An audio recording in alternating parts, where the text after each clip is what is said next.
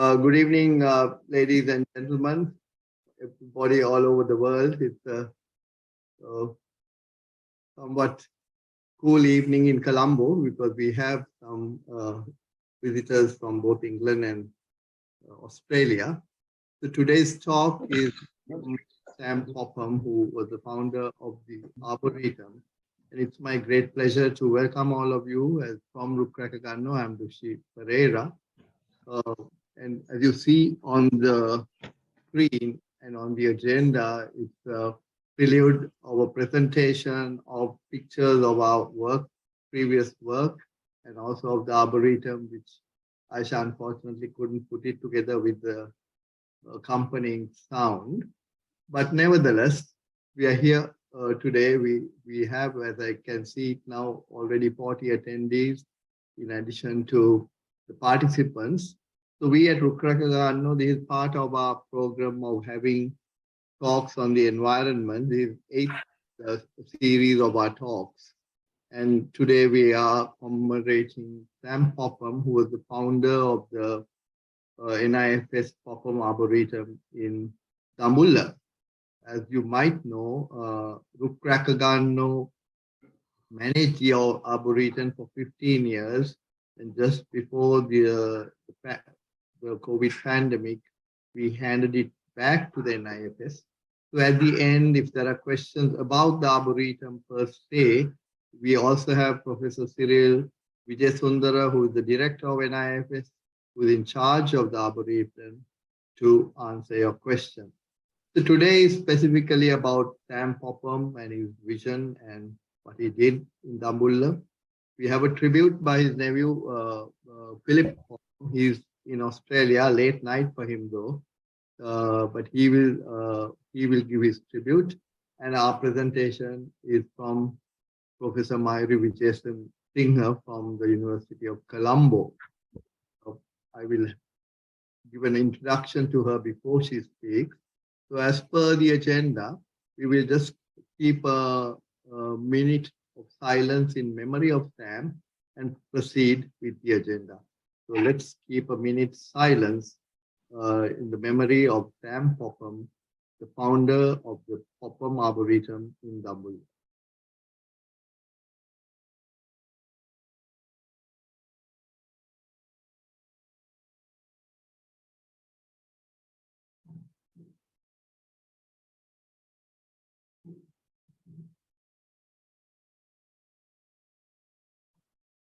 Thank you for your patience. So the next item on the agenda is a tribute by Dr. Philip Popham. Philip is Sam Popham's brother's son, domiciled in Australia, Melbourne, Australia. He's a medical doctor. It's late night for him. We had a dry run yesterday, and he said he will do the tribute and knock off because he has surgery tomorrow morning, and then he will listen to the conversation through our talk and uplifted to YouTube.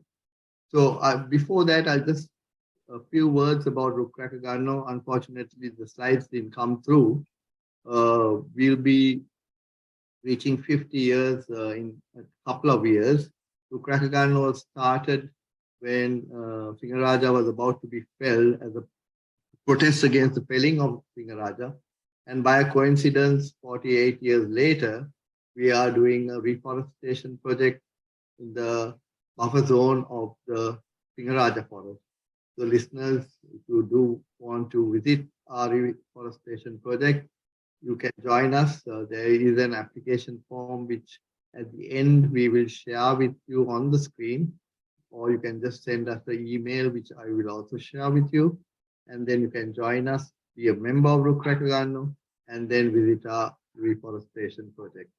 So without much ado, apologizing for the unusual start, may I now call upon Phil to pay a tribute to Mr. Sam Popham. Phil? Well, thank you. Thank you for the invitation to speak at this event. It is my pleasure to say a few words about Sam Popham. I'm sure many of you will have stories and recollections of his life and of his work at the Arboretum. Some of you may be about to find out more about it. So although he was my uncle, many of you will know him better than I. It's probably best, therefore, if I leave the description of that major part of Sam's life to others more familiar with it. I'd like to give some insights into his life before Sri Lanka, or of course Ceylon as he would have known it.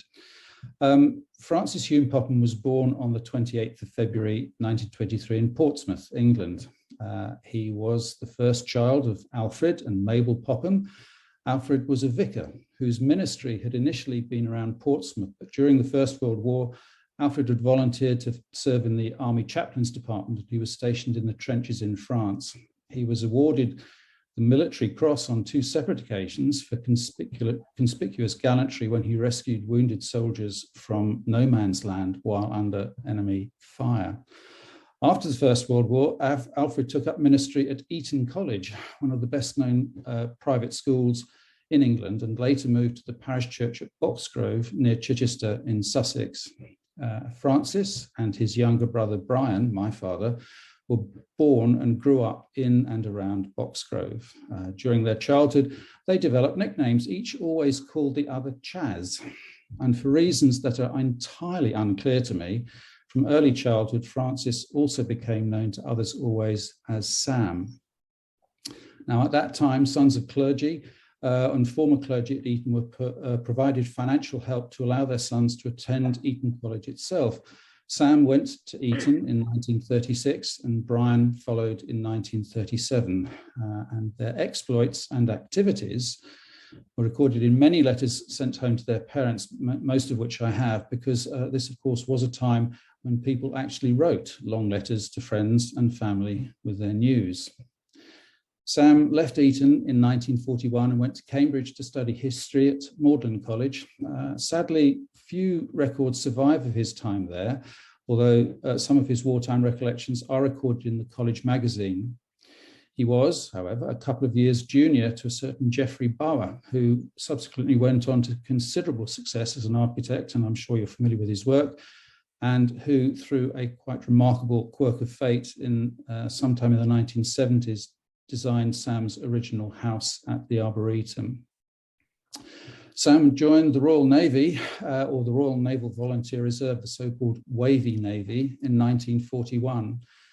He served in several ships, travelled widely. He served on HMS Recruit, which was part of the 7th Minesweeping Flotilla during the D-Day invasion of France on June the 4th in 1944. HMS Recruit was one of those ships responsible for clearing a pathway for the invasion forces to establish a bridgehead on the French beaches, and part of his account of those hectic days has been recorded in a variety of BBC archives.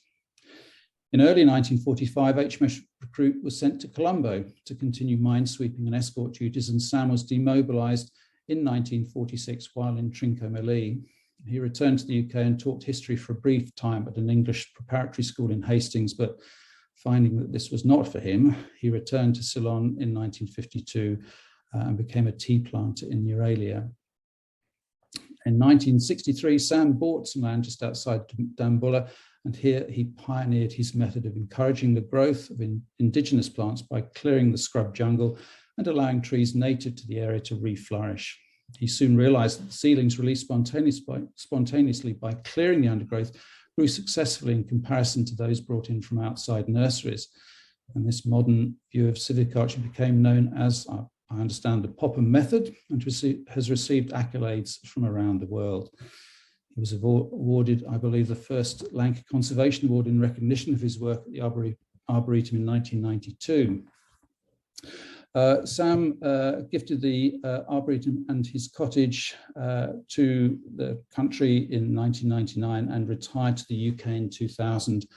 He died peacefully in Kingswood Nursing Home in Surrey on the 28th of March this year. And it is some solace to me that while on an infrequent trip to the UK, I was actually able to visit him only a few days before he died. I first remember meeting Sam when he returned to the UK for Christmas in 1962. The winter that year was particularly hard, and I can't imagine how he must have regretted his decision to travel at that time. But to me, as a 4-year-old, he seemed very funny. And so apparently I called him Uncle Charlie, which at the time was a name applied to frivolous or amusing people. So now he had 4 names: Francis, Sam, Chaz, and now, for me, Uncle Charlie.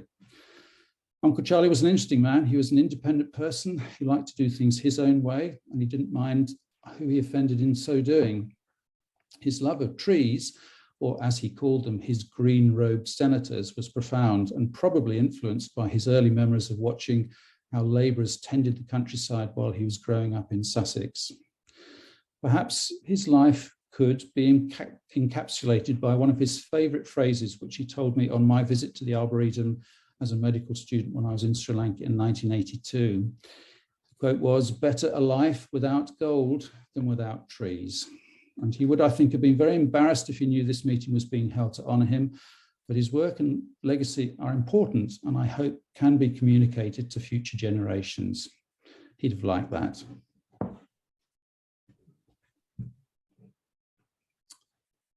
Thank you. That brings my brief eulogy to an end.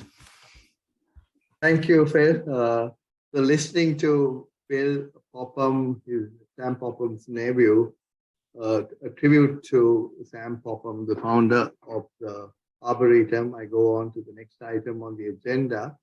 And Aisha, if you can please put up the agenda. It's obviously our guest speaker. But just a word about the Arboretum in Dambulla. I don't know how many of you have been there. But if you experience, I mean, if you walk down that Sigiriya Kandalama Road in the burning heat of the dry zone, and you walk down and you enter the Arboretum, it's like going in from the street on a warm day into an air-conditioned room. That is the effect of the Arboretum to a layman.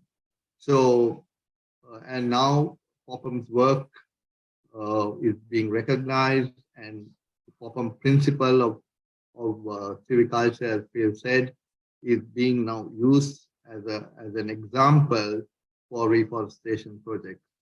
So without much ado, now it's my great pleasure to invite Professor Mayuri Wijesinghe to make the presentation.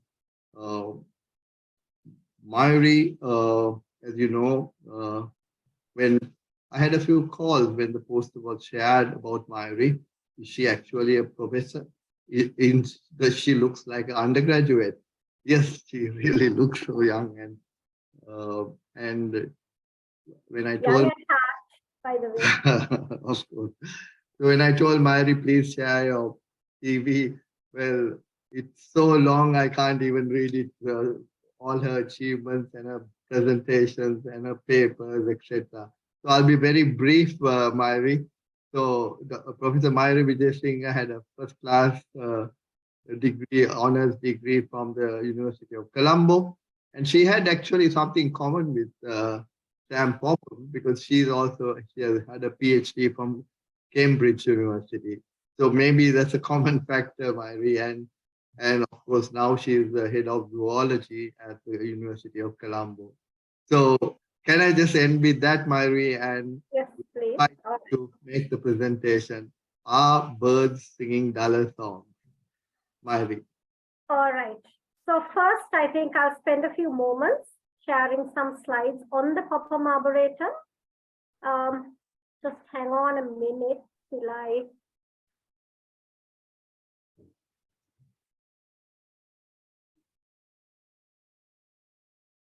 Can I interrupt you for a minute? At the end of Mayuri's speech, we will take question and answer time. And listeners, please send your questions through the chat box. And Aisha will then read it to Mayuri and the panel who can answer it. We also have the director of the Arboretum, Professor Cyril Wijesundara, on the panel. He also will be able to answer questions about the Arboretum per se. Please proceed, Mayuri. Yeah, trust you can see my slide. We can, Mayuri. All right. Okay. All right. So very good. evening to all of you. And first, let me thank Rukrakaganno for inviting me to give this commemorative talk in honor of Mrs. Sam Popper. And also to Dushi, can I correct you a bit? Because I'm not the head of zoology. So a small correction there. But thank you for the introduction. And of course, Professor Shirani Balasurya had put me on a pedestal by calling me an award-winning professor, but certainly I am a researcher and a regular one at that. So I'd like to start off my brief introduction to the Popham by showing you this slide. So this picture was taken at the Popham Arboretum, and it is of the grey slender loris, a near-threatened primate in Sri Lanka. So the Arboretum, although it is a small forest, harbors a small but stable population of these grey slender lorises. So from that, you might get a feel for what to expect in the Arboretum and the Arboretum's work in conserving biodiversity. Now, the Popham's Arboretum is a relatively small patch of forest located in Dambulla, just 6 kilometers from the Dambulla town, along the Dambulla-Bakamura Road. It is a young forest bearing a close resemblance, as you can see from the picture, to the dry mixed evergreen forest, which is the typical natural vegetation type found in the dry zone. It is a popular haunt, or it has become a popular haunt of both foreign and local visitors. Now, all of this was a result of Dr. Phil Popham's uncle, Mr. Sam F.H.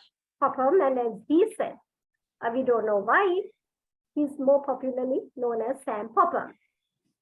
So, as he also mentioned, he was born in 1923, graduated in history in UK, came to Sri Lanka as a young British naval officer during the Second World War. He was based in Trincomalee, but often visited Dambulla.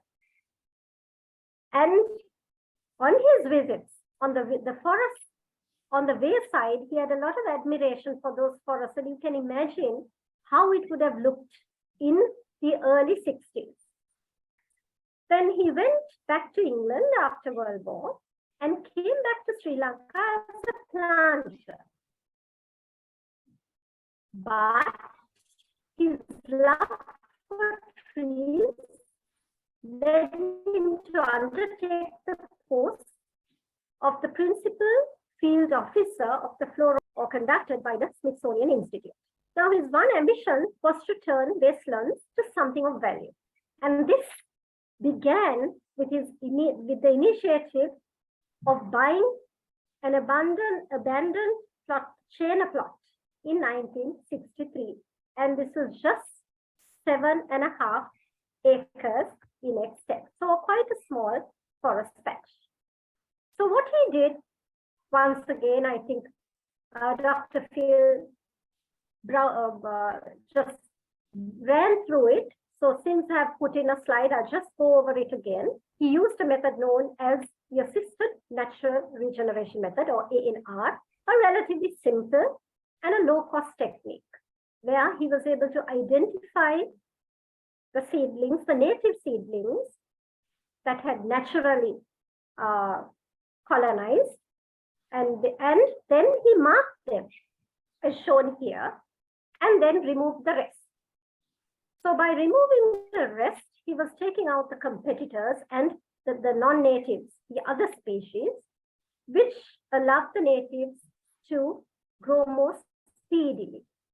So he repeated this over and over again, and gradually this abandoned Chena transformed into a mini forest with a large proportion of native species.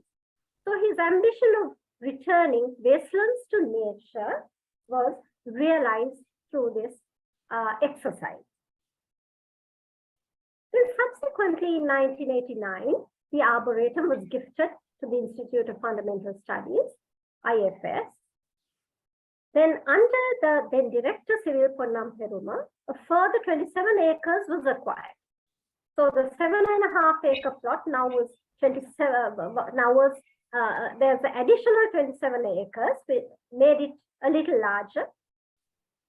Then Mr. Sam Popham left the country in 1999 and Rukrakaganno took over its management in 2005. And subsequently, in I think it was 2020, it was handed back to IFS, now known as NIFS.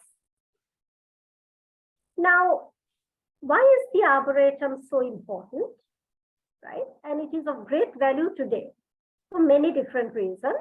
First of all, it is actually a forest that had been created within a relatively short space of time. So it just took a few decades for a abandoned Chena cultivation to become what it is today. So as Dr. Phil mentioned, it has become a benchmark for forest restoration in Sri Lanka. Then in terms of biodiversity, as much as it has the low-risk population, which is, as I said, a near-threatened species, it also has a rich community of both plants and animals, and actually about 312 plant species representing over 75 families, 12 endemics among them, 48 or more species of animals. This is without the arthropods and the other smaller creatures, and also some endemics among them as well. So it does support a rich complement of biodiversity. And it is an oasis within a semi-urban landscape. Now, Dambulla has been identified as one of the key areas where urbanization is at its peak.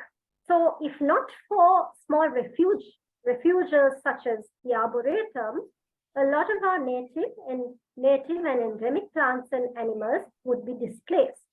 So here you have a safe haven, although small, for the displaced flora and fauna in a semi-urban environment. So therefore, it is actually something to be conserved.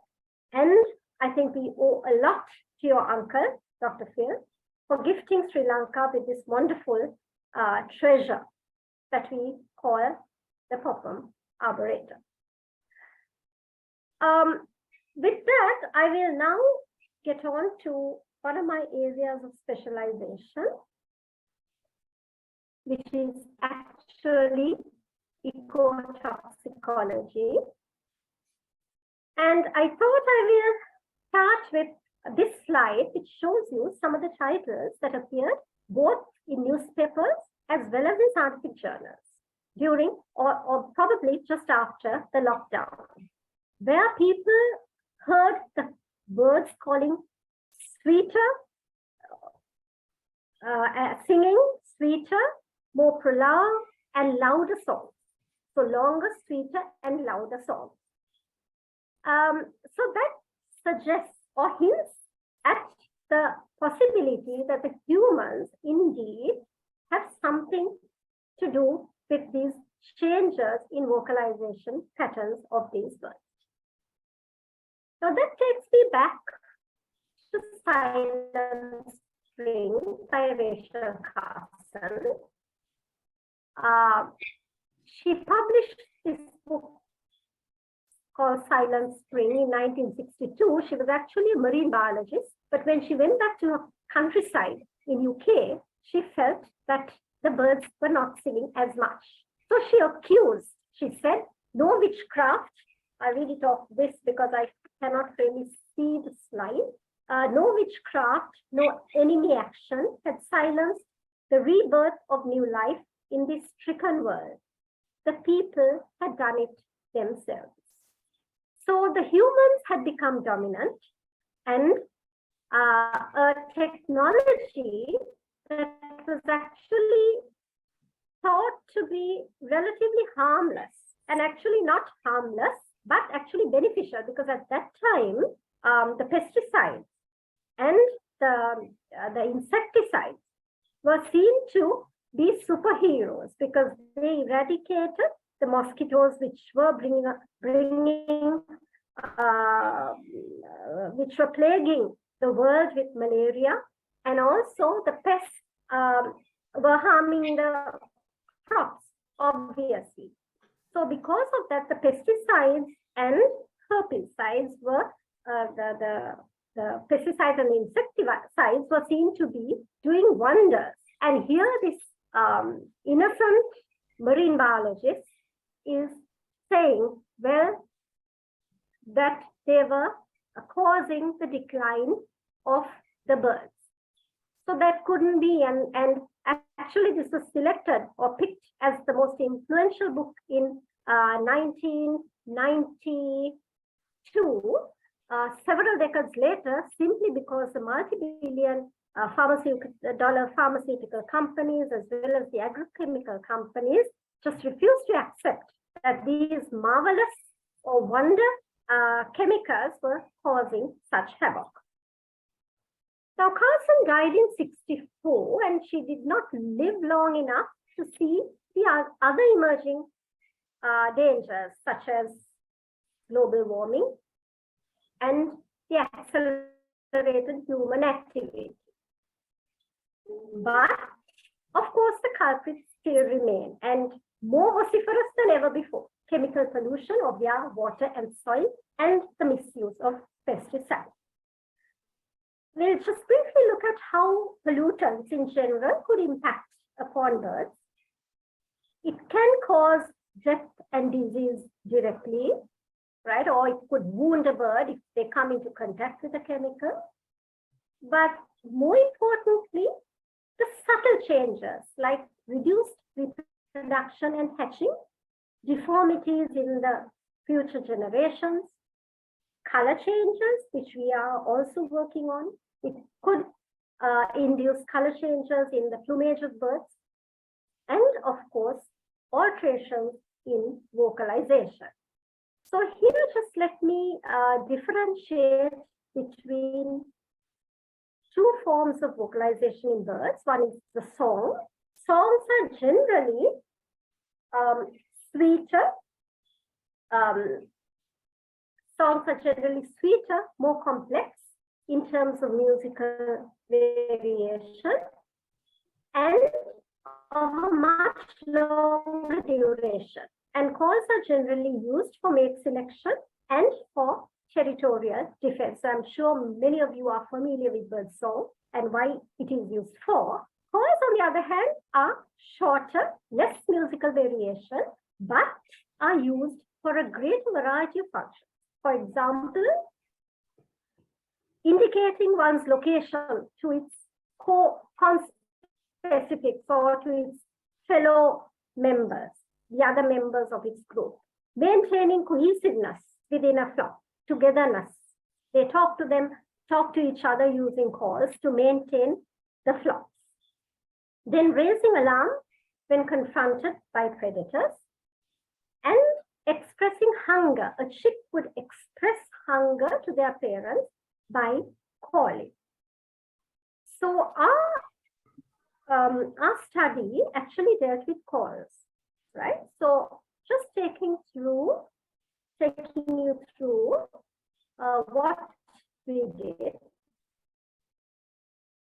We studied the calls of very young quail hatchlings, Batu quail hatchlings, 2-week-old quail hatchlings, and we fed them with pellets made using organic rice. Made with organic rice because obviously organic rice would be less contaminated or not contaminated. But we impregnated the rice using environmentally relevant levels. Now, what I mean by environmentally relevant levels is we used levels of lead that were recorded in rice in Sri Lanka. So you and I would be consuming that rice, right? So levels that had been previously recorded in rice grains in Sri Lanka. So these were impregnated with lead and then fed, the little quails were fed with these metal impregnated pellets. And then after 3 weeks, what we did is we recorded their sonograms or their calls. And what we found was really astonishing. So if you just look at the 2 sonograms that are shown on the screen, you can see that the little hatchlings that were not exposed emitted longer calls with more notes, 4 notes here, 4 notes here, than those that were exposed to lead. Those hatchlings actually produced shorter calls with lower numbers of notes. So if you are interested in the exact the quantification aspect of it, here I'll just take an example. The average number of notes per syllable, this is 1 syllable, this is 1 syllable. So the average number of notes per syllable in those that were not exposed were definitely or significantly higher than the number of notes in the syllable of the nestlings or hatchlings that were exposed to the metal. So clearly, the metal exposure did induce changes in the quality of their calls.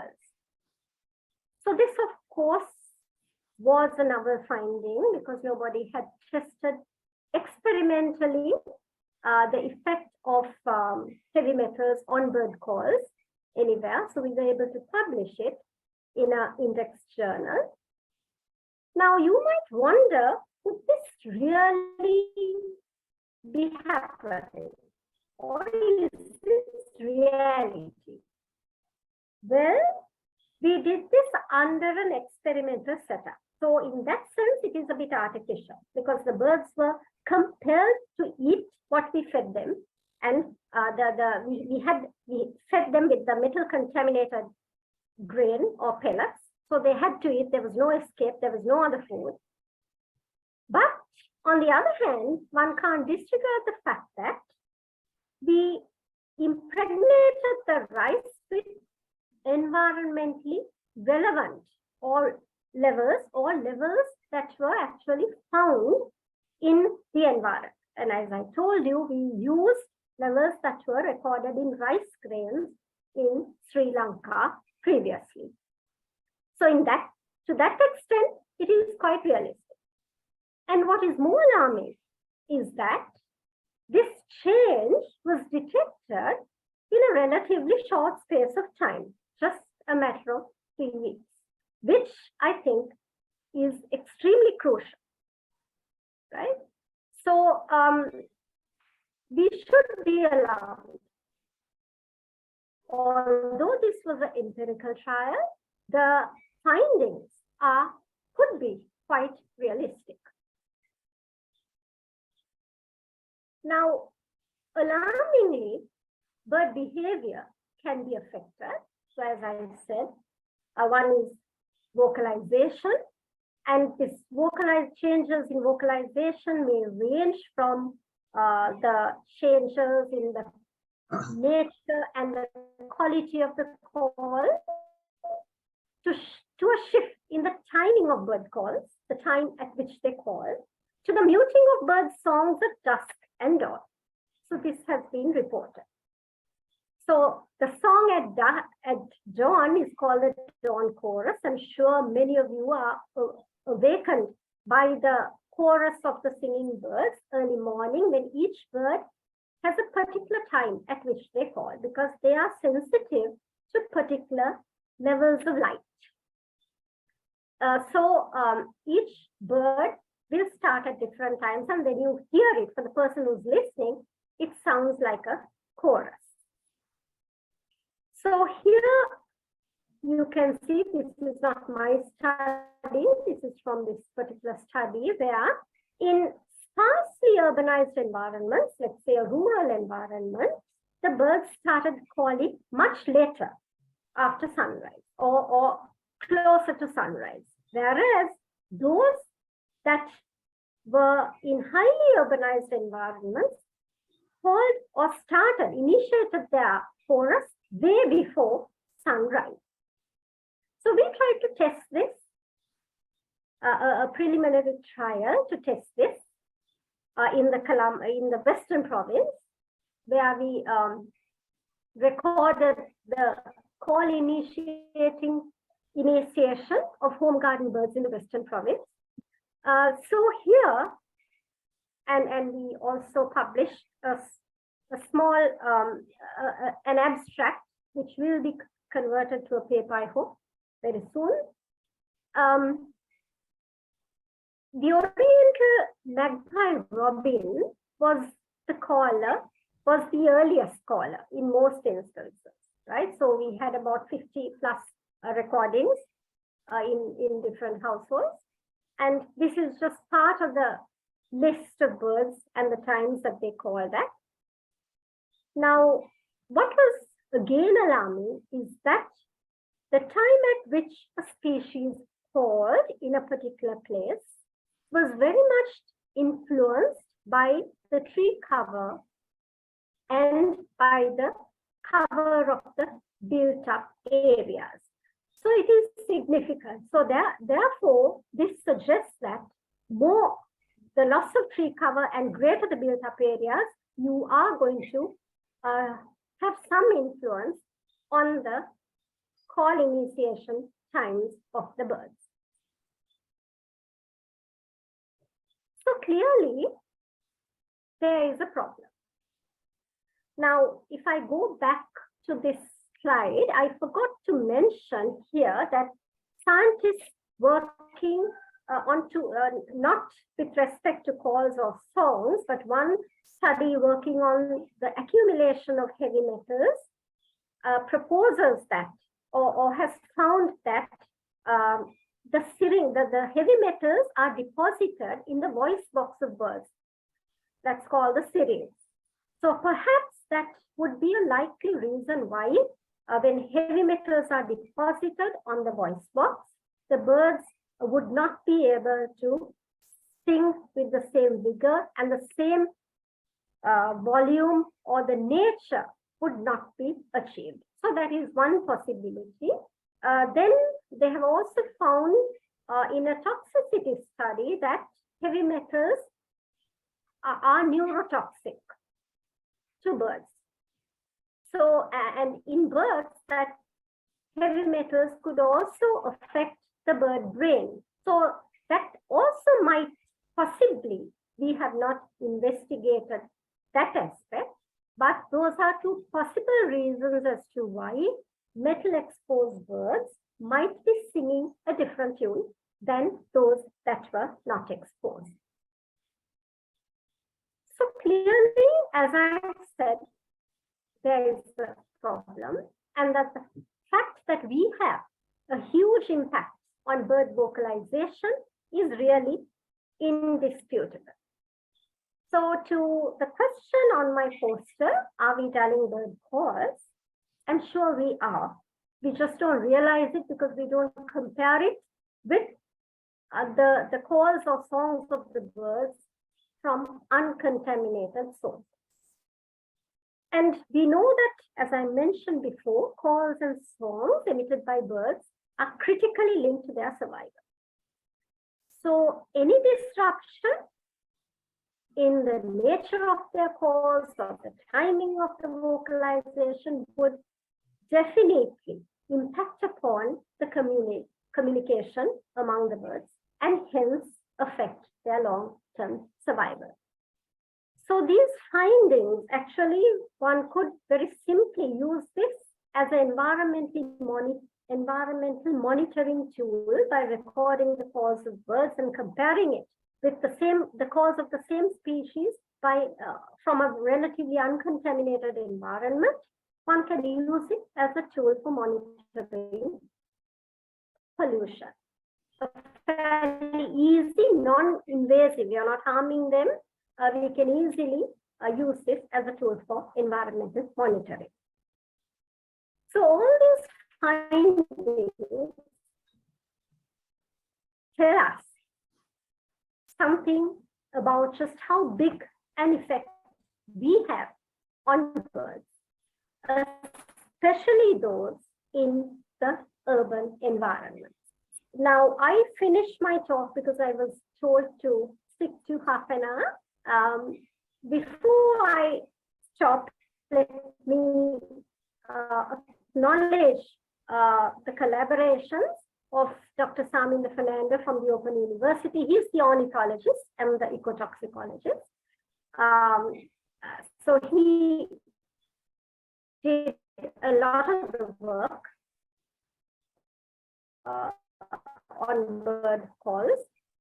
And then Tilini Ranasinghe, who's now pursuing her PhD overseas. She's the student from the Colombo University who worked on the quails.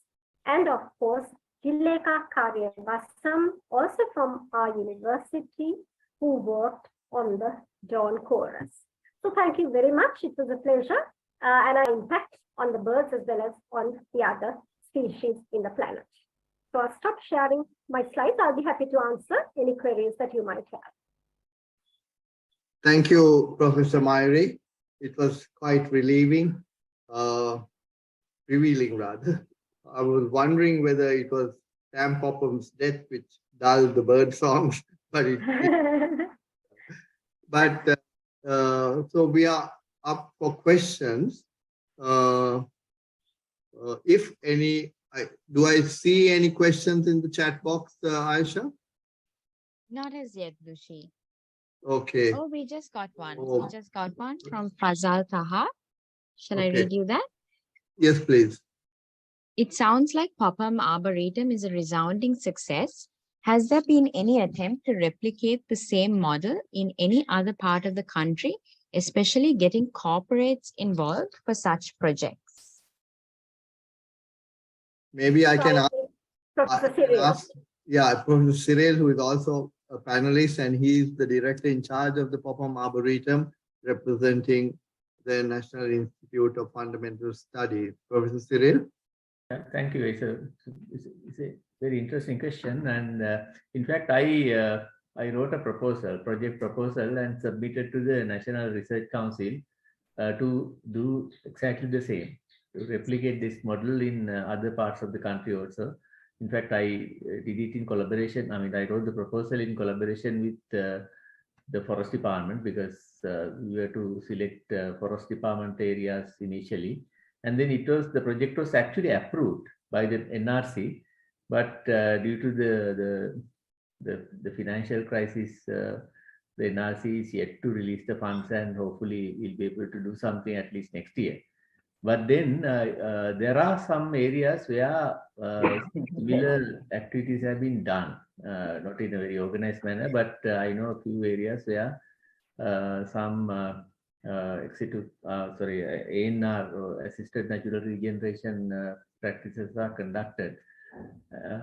So I think it's a very good idea. And I mean, just to add to what Professor Mayuri mentioned, so it will be very important to have this kind of woodlots in suburban areas, so areas near the cities, so that at least birds and other animals can find a refuge in those forested areas. So the Popham Arboretum is doing exactly the same. Thank you, Professor Cyril. I was talking to him yesterday, and he also mentioned that now that he's in charge of the Arboretum, I think the Popham family would be glad to hear that in safe hands, as long as Professor Cyril is there, I presume. They have put out a guidebook to the Popham Arboretum, and maybe I can share some pictures on the screen, and then Aisha can share some pictures on the screen, and maybe Professor Cyril, you can describe it in brief. Yeah, it's actually a joint exercise. I led a group of environmentalists who were actually writing or contributing various sections. So the book starts with an introduction and directions, attractions in the vicinity, how to use the book, trails. We have 4 nature trails, trail introductions. And then, of course, we have color photographs of plants, mammals, birds, reptiles, amphibians, butterflies, dragonflies, spiders, and mushrooms. So I can't think of any similar work done for any nature reserve or forested area or sanctuary or whatever in the country. This one of a kind book, and I hope similar work, similar guidebooks will be developed or produced for other protected areas as well. So this will be a very good guide for visitors who come, who doesn't have much of a knowledge on various groups of plants or animals. And I'm thankful to the scientists or the naturalists, professionals who contributed without any charge, because now these photographs are from experts. Like for reptiles, we got Andy Singh, and for birds and all that. All these were professionals, real experts in their respective fields, and they contributed without any financial requirement. So I'm very, very happy that we came up with this, and I also must thank the UNDP and the European Union for funding this. Okay, so that's quite insightful. Professor Mayuri, you have been to the Arboretum several times with your students, and you've done research them. What is your perception, and what can you comment on the guidebook or the future of the Arboretum, and whether this principle can be replicated? Yes, I'm sure it can. And what strikes me is the rapidity of the regrowth. So actually, considering that it was so fast, we should replicate this. And I feel it is a huge success. And as for the Arboretum, one thing maybe I forgot to mention about its worth is that, yes, we can use it for education, purposes of education, where I myself have taken several undergraduates.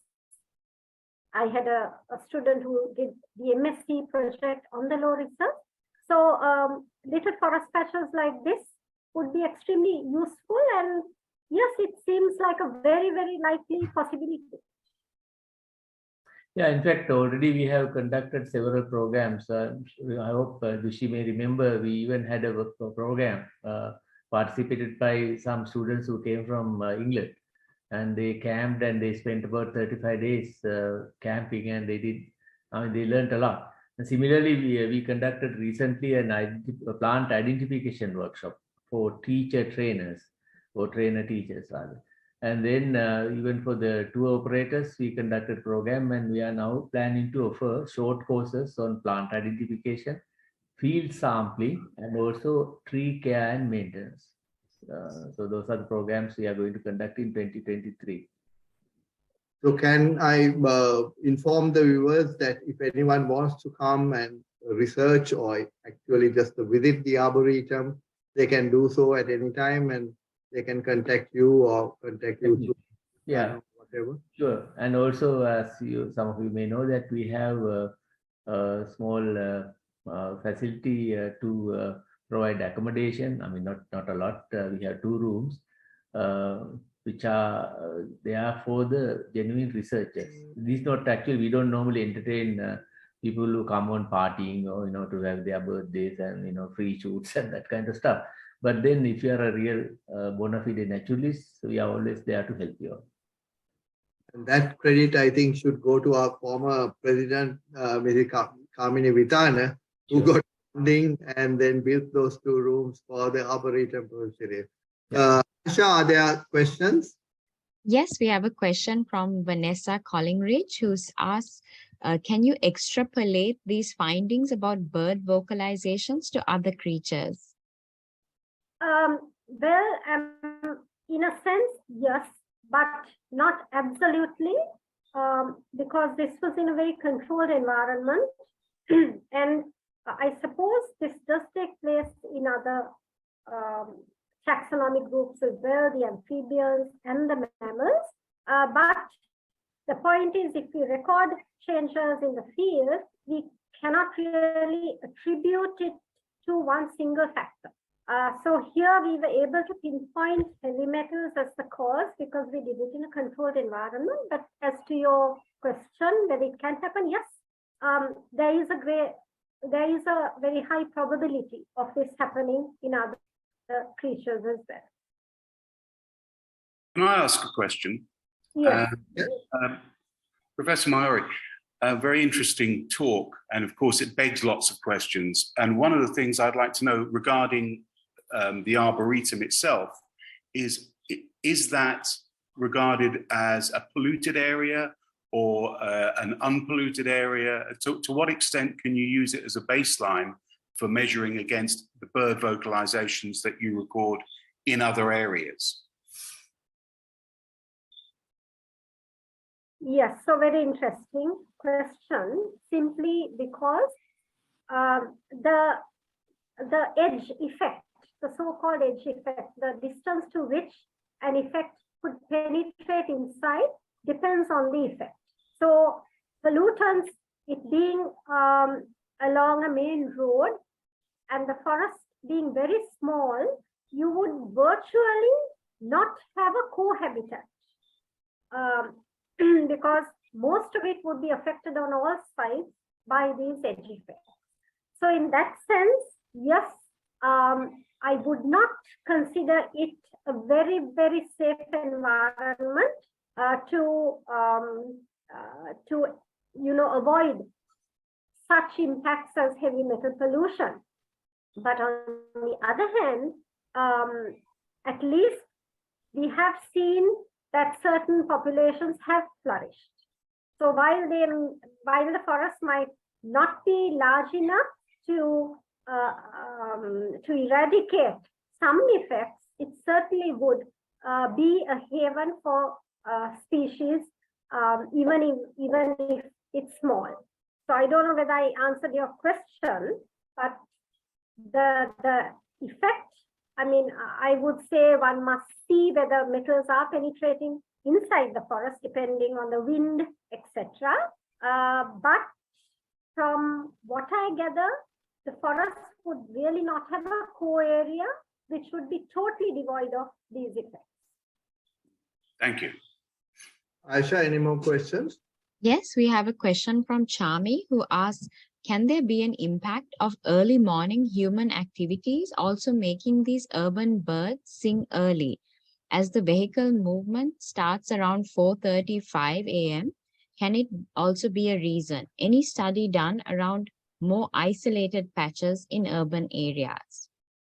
Well, yes, and you're very correct in saying that sound pollution, vehicle movement would mean sound pollution. So there have been many studies elsewhere to show that artificial light and sound pollution are the two main culprits that cause changes in call initiation or the dawn chorus in birds. So yes, sound pollution and artificial light. We have one final question, which is directed to Professor Cyril. Inoka Korea wants to know where the book is available. From next week, it will be available at the Prof. Arboretum initially, but hopefully we'll try to provide some copies to the reputed bookshops as well. But initially, it will be only available at the Arboretum in W. Okay. Price, Cyril? It's 950 rupees per copy. Another Okay. question for you, Mayuri, from Fazal Taha, who asks, is it possible at least to guess the sources of the heavy metals? Well, yes, in certain instances, yes, because they have found that if there are kind of smelters close to certain areas, then the birds in that area were singing differently. So in that case, yes, it's identifiable, but certain sources are very much diffused. And because of that, you may not be able to find the particular source in such an instance, but certainly, as you say, in certain areas of the world, they have really linked it to specific sources. All right, I think with that, we've come to, oh, we have one more from R.D. Wijesinghe. Would humidity affect the bird call? Pardon? Would humidity affect the bird call? I suppose so. I presume so, because birds would sing, I suppose, if they are more comfortable. So for example, those co-forest species and those species in wet montane areas, if the humidity drops, possibly their behavior might change. I haven't done any work on it, but very likely so. So, ladies and gentlemen, before I request our Vice President Simon Eisenbach to propose the vote of thanks, I also see Peter Popham as a panelist, because initially we invited him to make the tribute to Sam, but then he suggested that Phil Popham, his nephew, does it, which he did. And Peter, if you have anything to say, you can unmute yourself and say it now. Peter? Thank you, Dushi. I was very glad to attend this fascinating event, and as a dear friend of Sam's over many years and a distant relative, I'm honoured on his behalf that you've recognised his achievement. As Mayuri has and other people have mentioned, the Arboretum is small. It is bigger than it was originally, thanks to the gifts of the IFS back 20 plus years ago. But clearly the work that he did in Dumbulam needs to be replicated in other places in the island if it is to have real lasting significance. And I hope, because it's not expensive, I realize that you have this terrible financial crisis, but really Sam's work was the result of passion and dedication, not financial investment. So I'm hoping that we will see great works coming up in the coming years in imitation of what he did. Thank you. Thank you, Peter. That's food for thought for Professor Cyril and whoever the administrators are. So we have come to the end of our talk, and I have great pleasure to invite Simon, who is our Vice President, to propose the vote of thanks. But I'm requesting Aisha, did you get the presentation and the music right? If you did, we will play it of thanks. So please wait for 5 minutes and listen to the music and the PowerPoint presentation, which we missed at the start of this pre-talk as we call it. We have had 72 participants today, and I thank every one of you for attending, and I'm apologize for the 5-minute late start. Simon, all yours. Thank you, Dushi. Thank you very much. Well, it's my privilege, it's my pleasure as well to thank the people involved in this today, this very interesting event that we've just enjoyed. Firstly, just going through it in order, Philip Popham, who managed to compress a lot of information about a rich life into a short period of time. I think he did a terrific job. And thank you very much, Philip, if you're still there. So I know you're in Melbourne and you'll be very busy early in the morning. So we do appreciate the fact that you found the time to participate and make a contribution. Secondly, I'd like to thank Professor Mayuri Wijesinghe. We've met a few times. I was very impressed with the work you've been doing at the Arboretum. And I think it's pertinent that Sam was born almost 100 years ago when the population of the planet was less than 2 billion. Now, the other day, we all heard that the population is now about 8 billion. These issues of man's effect on the environment are becoming more and more critical. We hear a lot about extinction of plants and animals, and it's good to be reminded that even apart from these very big events, man has a continuing effect on all creatures and all life forms. And the work that you're doing on birdsong is just one thing that we can measure, but just think what other effects are happening. So it's very pertinent to have that talk. Thank you very much. And I'd like to thank, of course, Professor Cyril Wijesinghe from the NIFS, and fascinating to hear about this new book. I just learned about this and about the plans for next year. And let's hope these interesting activities are going to get the impetus and the support that they require, because they're vital. And all the other people who contributed. Firstly, Peter, thank you for your input here, and also from the UK, although we didn't see you, Dr. Vanessa Collingridge, who participated. Thank you very much for taking part in this. And from our own side here, we again owe thanks to the Geoffrey Bauer Trust, who used their webinar facilities to facilitate this. I think it went reasonably smoothly, despite the lack of music at the beginning.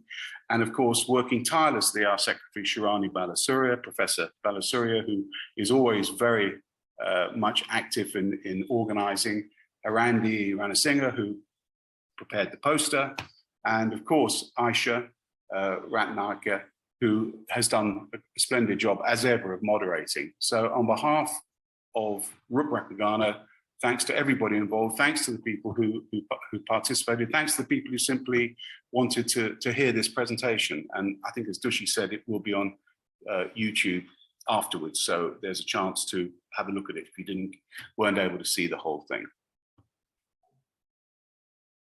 Thank you, Simon, and thank you everybody for participating. We had almost 75 listening to our talk, and I bid you good night, and hopefully can see the slideshow now, Aisha. Thank you and good night. Night.